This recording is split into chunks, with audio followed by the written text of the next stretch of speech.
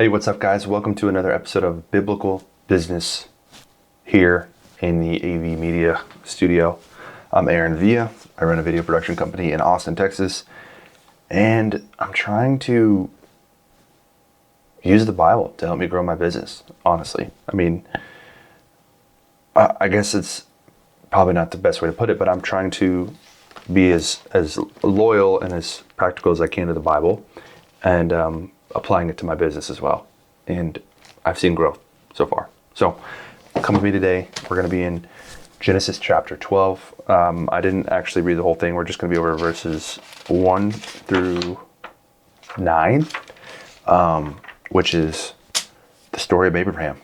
The story of Abraham, or the call of Abram is what this first section is called. So I'm going to read it really quickly, and then we can dive into some of my notes that I have for this biblical business episode. All right, the call of Abraham. The Lord had said to Abram, the call of Abram. The Lord had said to Abram, "Go from your country, your people, and your father's household to the land I will show you. I will make you into a great nation, and I will bless you. I will make your name great, and you will be a blessing. I will bless those who bless you, and whoever curses you, I will curse. And all peoples on earth will be blessed through you." So Abram went as the Lord had told him, and Lot went with him. Abram was 75 years old when he set out for Haran. He took his wife Sarai, his nephew Lot, all the possessions they had accumulated, and the people they had acquired in Haran, and they set out for the land of Canaan, and they arrived there. Abram traveled through the land as far as the site of the great tree of Moreh, and Shechem. I don't know what this is. Shechem. At the time the Canaanites were in the land, the Lord appeared to Abram and said, "To your offspring I will give this land." So he built an altar there to the Lord, who had appeared to him.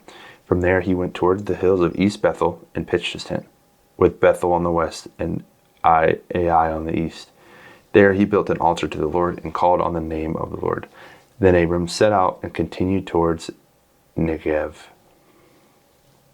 Okay, that's all I read of this morning, because I wanted to just dissect it. And interesting, as I was reading that, I actually got another little nugget that I'll pull and probably add to my notes that I can have that for later.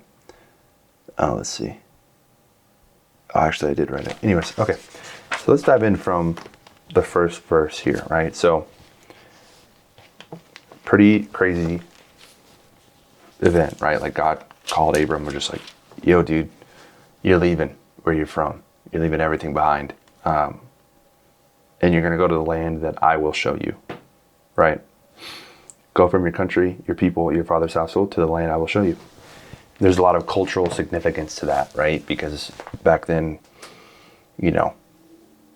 that was everything. It's like where you were from, what your name is, all these things are very impactful to the people of the culture back then. And so God is just like, go away from all of it, just like leave it. And that's a pretty scary and terrifying thing for anybody, for us, right? Relating it back to today, that's a terrifying call from God. And so what I got from that, what I pulled from that was like, God calls us out of the familiar into the unfamiliar and the uncomfortable. And it's our privilege to obey that and to follow him.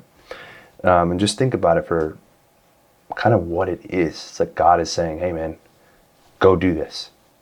And so our flesh, our monkey brains, I don't even know, it's like wants safety, and that doesn't feel safe to us.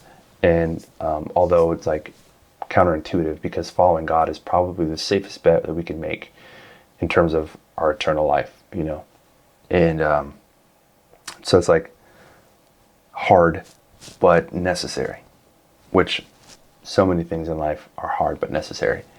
And I love this story because that's what it is. It's a call to get out of the comfortable, to follow what God is telling you, no matter what it looks like. It's not usually going to look like what you did last week, or what you're comfortable with, or what your daily routine is. It's going to be different, and that's the whole point. So moving on, God also told Abram, I will bless you and make your name great so that you will be a blessing. So that you will be a blessing. Let's see. When we step into our purpose, into what God calls us to do, we are not only blessed, but we are a blessing to others. And I think it's that's flipped, right? When God calls us into our purpose, we are a blessing to others, and in return we are blessed, right? Because I think the two commandments that Jesus was like, these are the two most important commandments, was you shall have no God, before me, or you should love God with all your heart and love your neighbor, And so when we put our neighbor before us and we're obeying God, right, then in return, I think we've all seen it through our lives, like we will be blessed for that. We will see the harvest, the fruits of that labor, right? And when that's our true intention, it's evident. And I think that's very much evident in business. If you own a business, or you run a business, or you work in a business, I think you've seen that.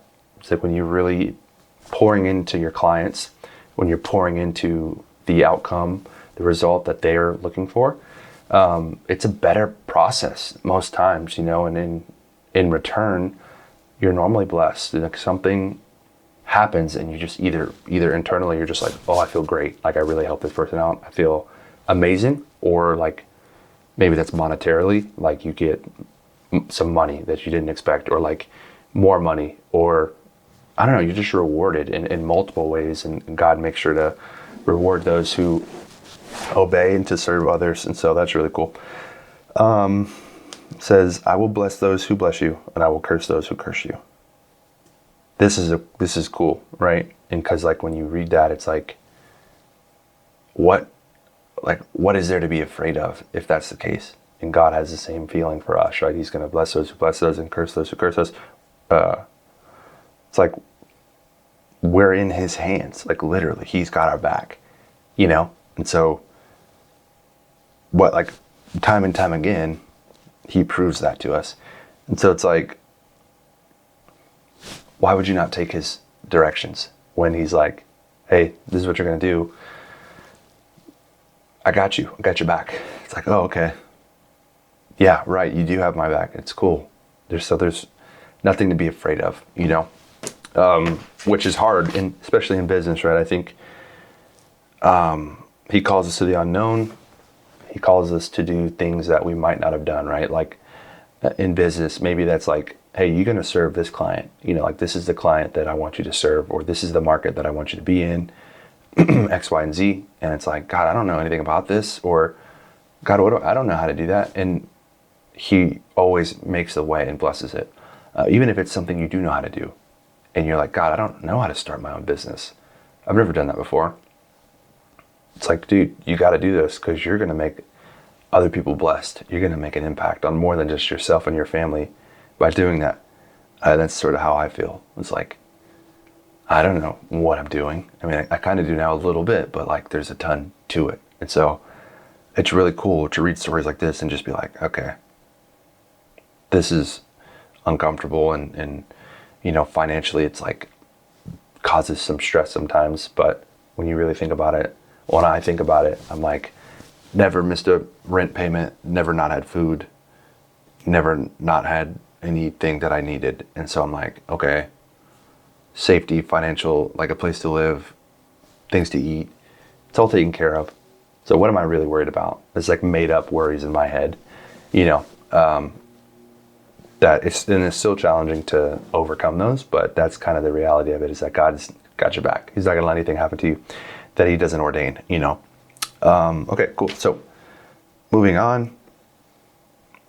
God calls us to the unknown with our gifts and our convictions.